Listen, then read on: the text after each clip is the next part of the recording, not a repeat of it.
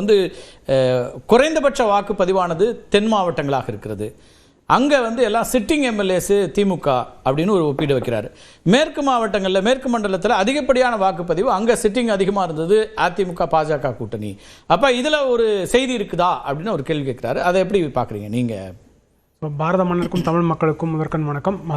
மக்கள் அனைவருக்கும் பெருந்தளவாக வந்து வாக்களித்ததுக்கு மிக்க நன்றி. என்னன்னா, ஒரு முக்கிய இது நம்ம 20 லட்சம் அப்படின்றத சாதாரணமாக எடுத்துக்க முடியாது.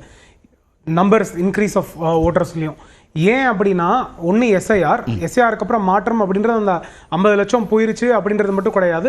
அதில் வந்து இன்எலிஜிபிளாக யார் உண்மையிலேயே ஓட்டர் கிடையாதோ அவங்களும் கொஞ்சம் பேர் போயிருக்காங்க அப்படின்ற அந்த கணக்கையும் எடுத்துருக்கணும். ஸோ அப்போ இந்த 25 லட்சம் அப்படின்றது ஆக்சுவலாக வந்து ப்ராபப்ளி ஒரு 40-45 கூட இருக்கலாம் அப்படின்ற அந்த ஒரு கணக்கு ஒன்று. டிஸ்கவுண்ட் கொடுத்தேன் சார், 20 லட்சம் கொடுத்து தான் இப்போ இருக்கிற 20 ஆட் பண்ணேன். ஸோ அந்த ஒரு நம்பர் ஒன்று.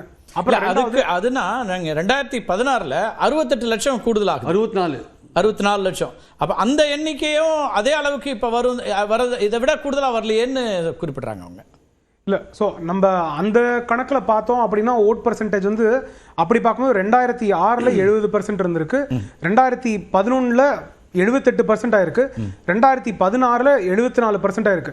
அப்போ அந்த சேஞ்சை மட்டும் பார்த்தோம்னா அப்புறம் அது வெறும் ஆன்டி இன்கம்பன்சியா அப்படி பார்க்கணும் அப்படின்ற மாதிரி வந்தது. ஏன்னா 70லேருந்து 78ன்னு அந்த ஒரு சர்ஜ் இருக்கு அப்படின்னா இப்போ ஒரு 5 to 6% சர்ஜ் இருக்கு. அப்போ அந்த சர்ஜை வந்து நம்ம எதுக்காக கொடுக்கணும் அப்படின்றது, அது நம்பர்ஸ்ல ஸ்மாலா இருந்தாலும் பரவாயில்ல, ஆனால் அந்த சர்ஜ்ன்றதுக்கான காரணம் ஏதோ ஒன்று இருக்குல்ல.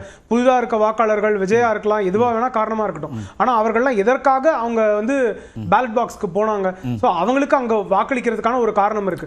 அப்ப இருக்கிற ஆல்டர்னேட்டிவ் சேஞ்ச் ஆக போறதுல இதுதான் அப்படின்னா ஒரு மிதப்பு இருந்திருக்கலாம். அந்த மிதப்பு இல்லாமல் அவங்க வந்து வாக்களிக்க போயிருக்காங்க. அதுல வந்து ஷபீர் அவர்களோட ஒத்துக்கணும். ஏன்னா காலையில ஏர்லியா போறோம் அப்படின்னா வெறும் நான் போய் கூட்டத்துக்கு முன்னாடி நான் போய் நிக்கணும் அப்படின்றது கிடையாது. எனக்கு ஒரு சேஞ்ச் வேணும், எனக்கு இன்னைக்கு ஒரு இன்டென்ட் இருக்கு, எதுக்கோ உனக்கு நான் ஓட்டு போடணும் அப்படின்னு. ஸோ இன்னைக்கு ஓட்டர் வந்து அந்த டிசைடட் ஓட்டரா அவங்க இன்னைக்கு போயிருக்காங்க அப்படின்ற அந்த ஃபேக்டர் பார்க்கும்போது ஆன்டி இன்கம்பன்சி டெஃபினட்டா ஒரு ஃபேக்டர் தான்.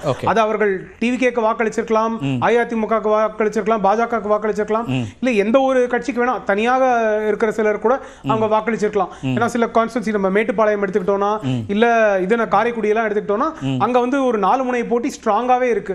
சோ அப்ப அந்த மாதிரி இடத்துக்கள்ல வந்து இவங்களுக்காகவும் வந்திருக்கலாம் அப்படின்றது அது ஒன்று. இரண்டாவது விஷயம் என்ன அப்படின்னா, மொபிலைசேஷன் வந்து முன்னாடி மாதிரி இல்லாம, அதாவது வாக்காளர்களை கூட்டிட்டு வரதுக்கு எலெக்ஷன் கமிஷனோட அவேர்னஸ் ப்ரோக்ராம் சரி, கட்சிகளும் இந்த வாட்டி இன்னும் எளிதாக்கிட்டாங்க. ஆன்லைன் அவைலபிளா இருக்கிறது, ஓடிபி இது தாண்டி ஆப்ஸ் நிறைய வந்துருச்சு. அவர் அதான் பூத் அதிகரிச்சது வரைக்கும் சொல்றாரு. டெஃபினட்டா. சோ இது எல்லாமே ஃபேக்டர்ஸ், நம்பர்ஸ். ஆனா இதுல இன்னொன்னு முக்கியமா என்னன்னா, மக்களுக்கு ஒரு இன்டென்ட் இருக்கு, நான் வாக்களிச்சேன்னா அதோட எஃபெக்ட் இருக்கும், இம்பாக்ட் இருக்கும் அப்படின்றதுக்காக அவங்க வந்திருக்காங்க அப்படின்ற அந்த இது சேஞ்ச். எனக்கு அந்த இடத்துல என்ன ஒரு கேள்வி வருதுன்னா, நீங்க இப்ப மேற்கு வங்கத்துல 91% பதிவாயிருக்கு, தமிழ்நாட்டில் 84.69னா அதை விட கூடுதலா உங்களுக்கு வந்து 7% கூடுதலா இருக்குன்னா அங்க எப்படி அதை அட்ரிபியூட் பண்ணுவோம்? அப்ப மம்தா பானர்ஜிக்கான நேர் எதிரான வாக்குகளா வந்துருச்சு அப்படின்னு அது பார்க்கணுமா? அதை எப்படி பார்க்க வேண்டியிருக்கு? எஸ்ஐஆருக்கு பிறகு நடக்குது, ரெண்டுத்துலயுமே இந்த மாதிரியான வாக்குகள் வந்திருக்கு. எஸ்ஐஆருக்கு பிறகு நடந்த புதுச்சேரி பார்த்தோம், கேரளா பார்த்தோம், அஸ்ஸாம் பார்த்தோம். அதுல புதுச்சேரியும் கேரளாவிலையும் வாக்குகள் பதிவானதுல கொஞ்சம் கூடுதலாக இருந்தது பார்த்தோம். புதுச்சேரியும் அஸ்ஸாமும் கேரளாவும், அதான் நான் கேரளா சொல்ல 3 பார்த்தோம், அதுல புதுச்சேரியும் அஸ்ஸாமும் கூடுதலா இருந்துச்சு. அதே விதமா தமிழ்நாட்டில் இருக்குதா? மார்ஜினலா ஹையரா இருக்கு, கேரளா மாதிரி இல்ல. கேரளால வந்து நம்பர்ஸ் கிட்டத்தட்ட அதே தான். வெஸ்ட் பெங்கால் ஆக்சுவலா என்னன்னா, தமிழ்நாடு கம்பேர் பண்ணும்போது இன்னும் நம்பர்ஸும் அதிகமா இருக்கு, பர்சன்டேஜ் நம்பர்ஸ் அதிகமா இருக்கு. அந்த 9 lakhs and odd தான் இருக்கு ஆக்சுவலா.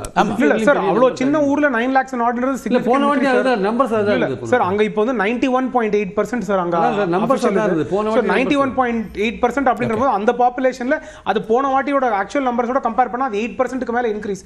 சோ அது சப்ஸ்டான்ஷியலா பாப்புலேஷன் மாற்றமே இல்லாத போது 8% இன்க்ரீஸ் ஒரு யூனியன் டெரிட்டரியில ஒரு பெரிய சேஞ்ச் தான். பான் தமிழ்நாடுக்கு நம்ம 8% பார்த்தோம்னா நம்ம வந்து கிட்டத்தட்ட 1/2 crore நம்ம பார்க்கிறோம். சோ அப்ப அந்த மாதிரி வித்தியாசம் கிடையாது.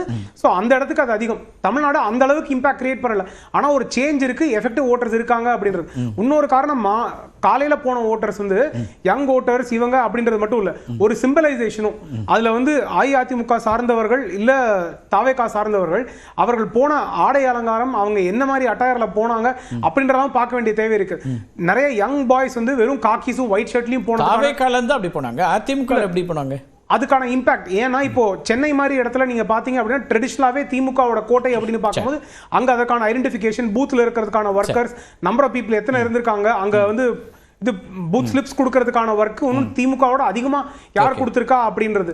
இது இல்லாம இன்னொரு விஷயம் நம்ம முக்கியமா பார்க்க வேண்டியது, இன்ஃபேக்ட் டாக்டர் ஆர்கே சார் கூட அவரோட இதுல பதிவிட்டு இருந்தாங்க.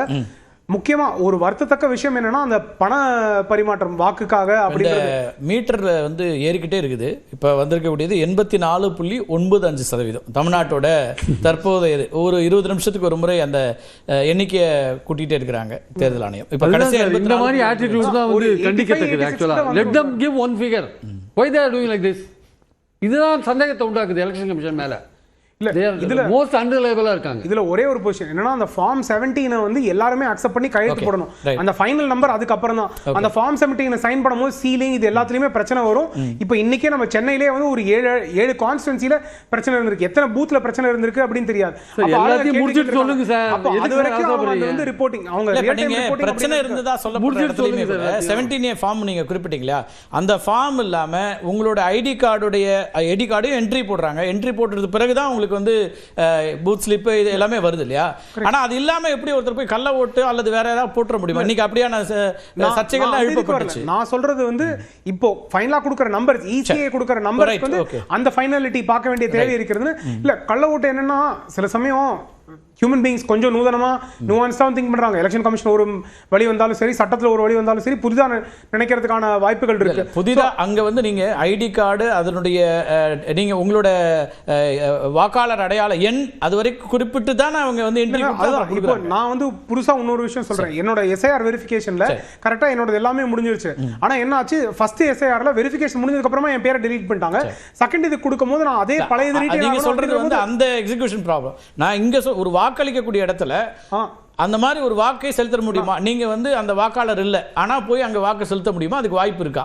அதான் மிஸ் ஐடென்டிஃபிகேஷனுக்கான பாசிபிலிட்டி இருக்குல, அது வந்து ரொம்ப கம்மியா நடக்கிறதுக்கான காரணம் என்னன்னா ஒரு ஹியூமன் மிஸ் என்னன்னா எஸ்ஏஆர்ல ரமேஷுக்கு பிரச்சனை வந்திருக்கிறது அதிர்ச்சிகரமான தகவலாக இருக்கு. ராமசாமிக்கு வந்திருக்கிறது. ஏன்னா மத்தவங்களுக்கு எஸ்ஏஆர்ல பிரச்சனை வந்து சர்டிபிகேட் எல்லாம் கேட்பாங்க. சாருக்கும் சர்டிபிகேட் கேட்டாங்களா, காகஸ் திகாயேன்னு கேட்டாங்களா, எல்லாம் கேட்டாங்க. பாத்தீங்களா பேரை காமிச்சு அதுக்கப்புறம் பாதிப்புன்னு வந்தா அதுல மதம் மீதம்லாம் எதுவும் வரது இல்ல, எல்லாருக்கும் பாதிப்பு தான் வருது. எப்படி இருக்கு பாத்தீங்களா? அவர் மத்திய அரசின் வழக்கறிஞர் சார், அவருக்கு எல்லாம் அப்ப எவ்வளவு ஒரு முக்கியமான விஷயம். அவருக்கே அந்த ப்ராப்ளம்னா சாமானியர்களுக்கு எப்படி இருக்கும்னு யோசிச்சு பாருங்க. இதே உங்கள்கிட்ட இந்த இதுக்கான பதிலோட நீங்க விடை பண்ணப்படலாம். அதாவது இந்த பெர்சன்டேஜ் போல் பேட்டர்னு இதெல்லாம் ஒரு பக்கம் ஒரு ஆய்வுகளை உட்படுத்த இந்த தென் மாவட்டத்தில் ஏன் இவ்வளவு குறைவா பதிவாயிருக்கு, அதை எப்படி புரிஞ்சுக்கலாம்? ஏன்னா பதிவான 5 மாவட்டங்களும் குறைந்தபட்சம்னா தென் மாவட்டங்களாக தான் இருக்கு. இது ட்ரெடிஷனா அப்படிதான் இருக்கா, இல்ல இப்போ அப்படி இருக்குன்னு பார்க்கணுமா? இல்லை, முதல் விஷயம் இப்போ நம்ம பிரியன் சார் சொன்னதில் அது திரும்ப நான் இன்னொரு தடவை அழுத்தமாக அதையே திரும்ப சொல்ல விரும்புகிறேன். என்னென்னா நம்ம வந்து என்ன எண்ணிக்கைன்னு தான் பார்க்கணும், அந்த பர்சன்டேஜே பார்க்க தேவையில்லை. ஏன்னா எவ்வளோ போச்சு, ஏன்னா நீங்கள் டெலீட் பண்ணிட்டீங்கன்னா பர்சன்டேஜ் இதாக கூடும், இன்க்ரீஸ் ஆகும். அது போன தடவை விட இவ்வளோ கோடி இருக்குது, இத்தனை பர்சன்டேஜ் கூடி இருக்குன்றே தேவையில்லை. போன தடவை இவ்வளோ கோடி ஓட்டு பதிவாயிருக்கு, அதை விட கூடுதலாக கொஞ்சம் வழக்கம் போல் ஒரு கூடுதலாக பதிவாயிருக்கு.